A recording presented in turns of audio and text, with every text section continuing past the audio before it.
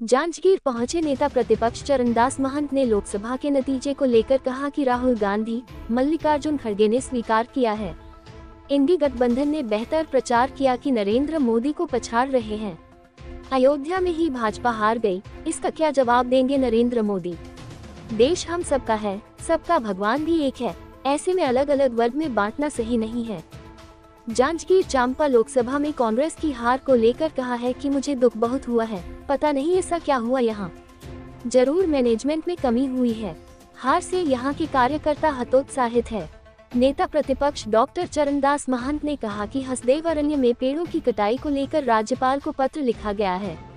पेड़ों की कटाई से बड़ा नुकसान होगा और कोरबा, जांजगीर चांपा, सक्ती, बिलासपुर जिले के 7 के छक के लोग इससे प्रभावित होंगे। छक चारागाह नहीं है, यहाँ कोयला है तो उठा कर ले जाए, ऐसे कैसे चलेगा।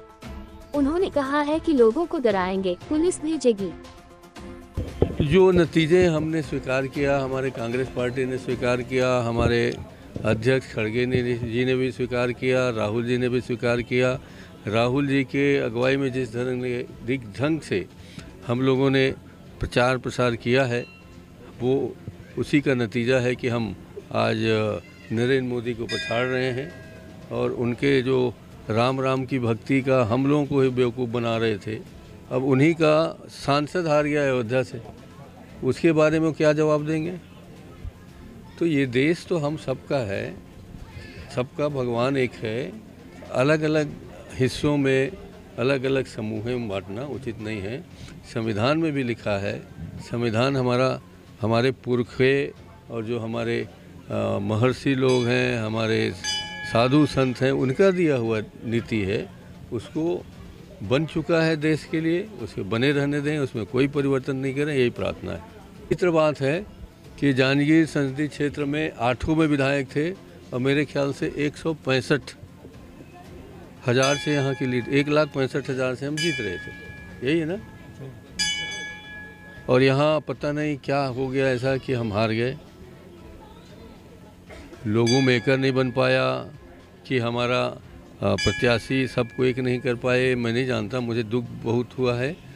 इसके विपरीत कोरबा में सिर्फ एक सांसद, एक विधायक था और 7 जगह भारतीय जनता पार्टी के विधायक थे। हम 7 जगह चुनाव जीते हैं और 1 जगह हारे हैं कोरबा से। तो इसको कहा जाए कि ये मैनेजमेंट से ही कुछ गड़बड़ हुआ होगा। हमने वहाँ खुद रह के लोगों को, जो हमारा संबंध है, उनको उनके अनुसार काम किया, यहाँ शायद नहीं हो पाया, ऐसा लगता है। बहुत दुख की बात है कि हम 10 सीट यहाँ नहीं जीता पाए और आज हमारा जो कार्यकर्ता है बहुत दुखी है, हतोत्साहित है। मैंने हसदेव अरण्य में जो कटाई हो रही है उसका शुरू से विरोध कर रहा हूँ, लगातार विरोध कर रहा हूँ।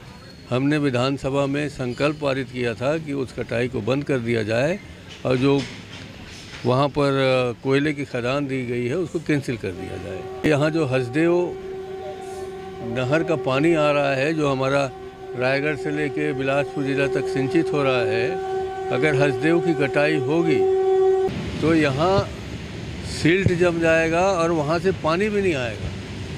कितने लाख लोगों का जीवन खतरे में है, इसको आप लोग शायद सोच नहीं पा रहे हैं।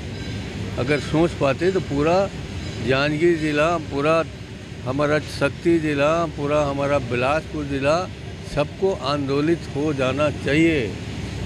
आने वाले समय में जो पानी की संकट यहाँ आएगी, हमारे नहरें बंद हो जाएंगे, हमारा हसदेव का पूरा पानी बंद हो जाएगा।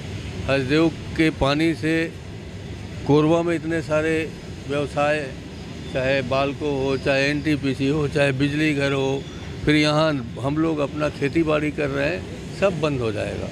इसलिए हम लोग आगाह कर रहे हैं कि ये सिर्फ चारागाह नहीं है छत्तीसगढ़। छत्तीसगढ़ में अगर कोयला है तो तुम उठा के ले जाओ, हम लोग यहाँ हमारे ज़मीन बर्बाद, हमारा घर बर्बाद, हमारा खेत बर्बाद ये करते रहें। अब आप लोग हमारे बारे में, जीवन के बारे में कुछ नहीं समझें, ना सोचें, इसलिए हमने हसदेव अरण्य के कटाई को, जो कि मैंने सुना है कि फिर से शुरू करने वाले हैं, अभी 5-7 साल तो लग गया, 8-10 के बाद उनकी सरकार बनेगी, फिर वो लोगों को अंदर करेंगे, फिर लोगों को पुलिस भेजेंगे, फिर कटाई करेंगे। उससे मैंने बचने के लिए राज्यपाल महोदय की चिट्ठी लिखी है और उसका लिखने का आधार ये है कि हमारे अनुसूचित जाति आयोग जो छत्तीसगढ़ में बना है उसमें किसानों ने शिकायत की है, उसमें ग्रामीणों ने शिकायत की है कि हमसे बिना पूछे हमारे स्वीकृति के बगैर यहाँ एनओसी जारी कर दिया गया है। तो उस गंभीरता को देखते हुए मैंने पत्र लिखा है।